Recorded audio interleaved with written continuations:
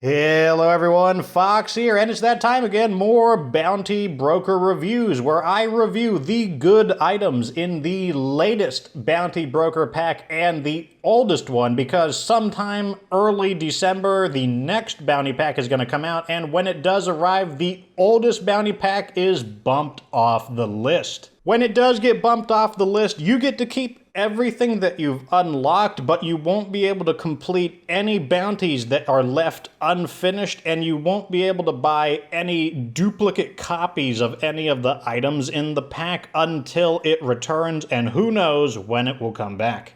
Anyways, let's get the review started with the new pack, the Fearsome Footage. This is actually a re-release, so it is the original Fearsome Footage that has been upgraded with new items and re-released in time for Halloween. And I have good news, there's actually some good stuff in this pack, 2 items that are actually pretty good. And the first of the 2 items is the Slasher Machete, which is a bladed weapon. The bounty is to dismember 40 zombie arms, and the price for additional copies after your first one is 250 influence each. Now, what makes this weapon so good is that the bounty is easy, the price is low, and it's just a really good bladed weapon in general. It might not be like the top tier bladed weapon, but basically instead of being like a 10 out of 10, it's a 9 out of 10. And I give it that rating because this weapon prefers dismemberment over lethality, and lethality is the main thing you want in a bladed weapon, because the more lethality you have, the greater the odds of scoring those 1-hit kills, the 2-hit kills. But the thing is, it's still a 9 out of 10. It still has a lot of lethality. It just doesn't have it as high as other bladed weapons, but it's still got plenty. It's still going to be a great bladed weapon.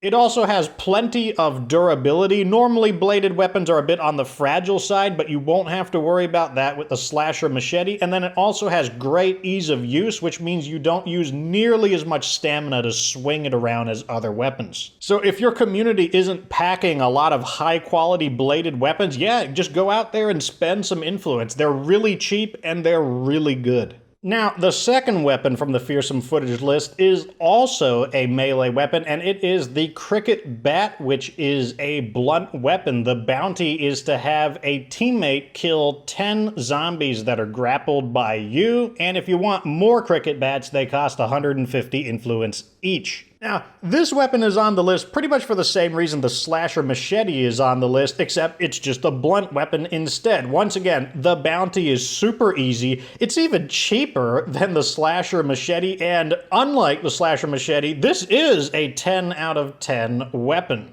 And the reason for this is because the Cricket Bat follows a very, very similar stat line to the Cleo Mace, and I would consider the Cleo Mace just the gold standard for 10 out of 10 everyday use blunt weapons. Any differences between these weapons is really negligible in terms of stats. But unlike the Cleo Mace, which requires you to play Daybreak to unlock it and then spend prestige points to get copies of the Cleo Mace, this one has an easy bounty and just 150 influence each. The catch is that eventually this bounty will get rotated out, cutting your supply off. Anyways, what makes it good is that it has the 3 things that you're looking for in your typical blunt weapon. It has a very high knockdown stat, which means in the hands of a striking user who's leveled up their striking, you will knock down the regular zombies in 1 hit every time. It's got good durability. It's a little bit more fragile than your typical high-grade blunt weapon, but it's still plenty good. And then it also has plenty of ease of use, meaning you're not going to exhaust yourself like crazy swinging it around. But did I also mention that the bounty is just really easy and it only costs 150 influence for more of them? Just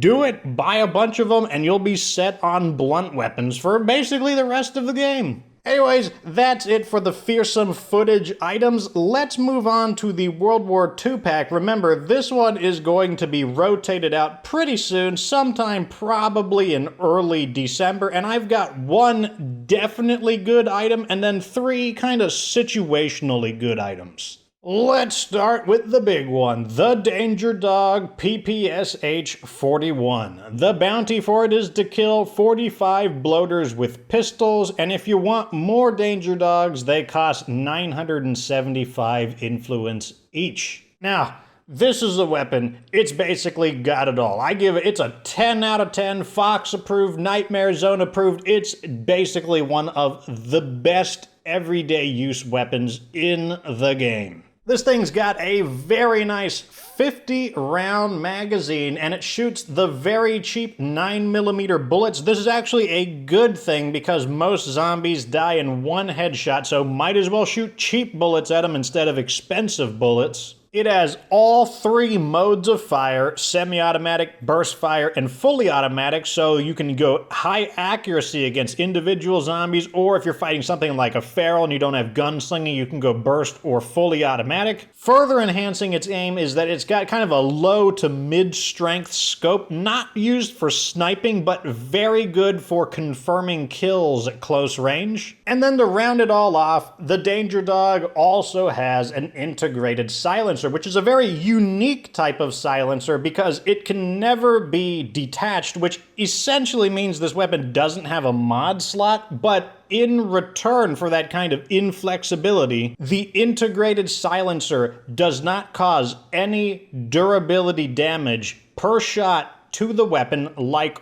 all attached silencers do. So that also makes the Danger Dog very efficient in terms of having a repair bill because your silencer isn't causing bonus damage to the weapon's durability. Now, if there's only one bounty that you get from the World War II pack, I would recommend that it is this one. 45 bloaters is a pain, especially if you're not skilled enough to fight on the Nightmare Zone where freaks are more common, and on top of that, bloaters can appear in groups of 3. But on the other hand, you really only need one of these weapons for your own personal use. You wouldn't really want to put this on your allies. They're not going to be able to use it nearly to the full potential that you're going to be able to, so just get one of these for personal use and then call it a day. Anyways, let's move on to what I'm going to call my 3 situational picks. The situational element is that the newer you are to the game, the more valuable these sort of mid-quality picks are going to be, whereas if you're more experienced at the game with a big armory of weapons, they'll probably be less attractive. And first up is the MP40 submachine gun. The bounty is to craft 440 bullets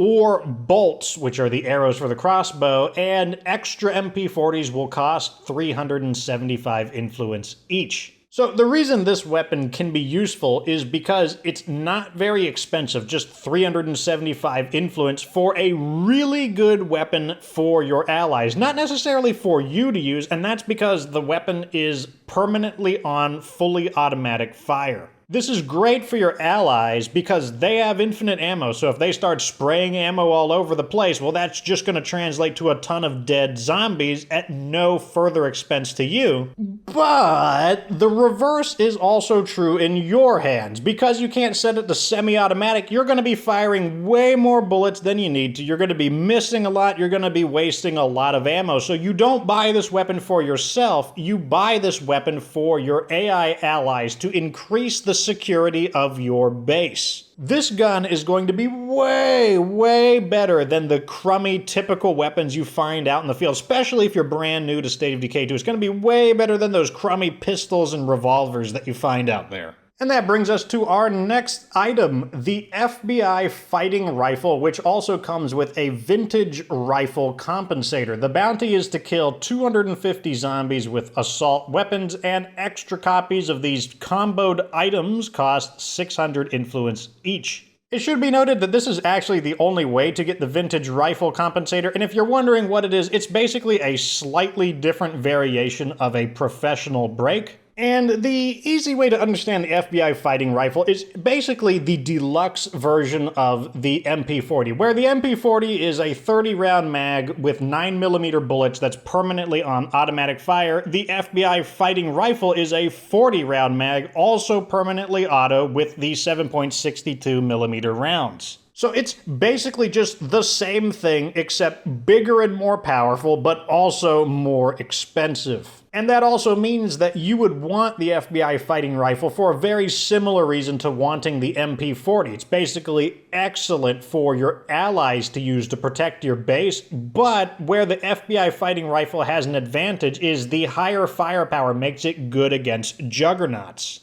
If you've got a community with 4 or 5 of your guys with these weapons, they're gonna mow down the zombies, no problem. And if you can get them all to focus fire on a juggernaut, yeah, they'll mow down the juggernaut, no problem as well. Anyways, the last item on the list is the tank hammer, which is a heavy weapon. The bounty is to kill 1 juggernaut with a heavy weapon, and if you want more tank hammers, they cost 500 influence after the first one. And the reason why the tank hammer made it onto the list is simply because it's one of the best blunt-styled heavy weapons. Blunt-styled meaning that the tank hammer focuses on blunt stats like impact and knockdown instead of bladed stats like dismemberment and lethality. But on the other hand, the reason why it's not like a definite pick is because in general, it just seems like heavy weapons haven't really electrified the State of Decay community. They don't really seem like they're really, really powerful, and a lot of people just don't seem to care for them. But what the tank hammer has going for it is the fact that since it comes from a bounty broker, you could just assuredly get one. And that means if you want to try out heavy weapons, see if you like them, you don't have to worry about using a subpar heavy weapon. You can just go right for a good one. And if you do like heavy weapons, well, here you go. This is a pathway to one of the better heavy weapons. Just make sure you're carrying a lot of extra stamina items when using the tank hammer because it has a very low ease of use, meaning your stamina consumption is massive when you swing this thing around.